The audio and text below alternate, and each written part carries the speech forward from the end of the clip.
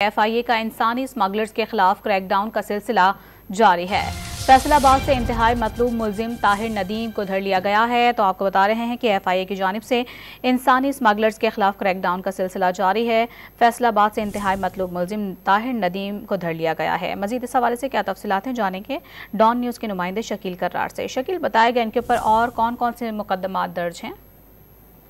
जी हाँ, FIA हुकाम के मुताबिक मुलजिम के खिलाफ फैसलाबाद के मुख्तलिफ थानों में फ्रॉड के 16 मुकदमात दर्ज हैं और अब तक जालसाजी से और बैरून मुल्क मुलाजमत के नाम पर भेजने के लिए करोड़ों रुपए लोगों से वसूल कर चुका था और गैर कानूनी तरीके से ये यूरोप, कनाडा, जापान और दीगर ममालिक को अपने अफराद फंसने को भेजता था।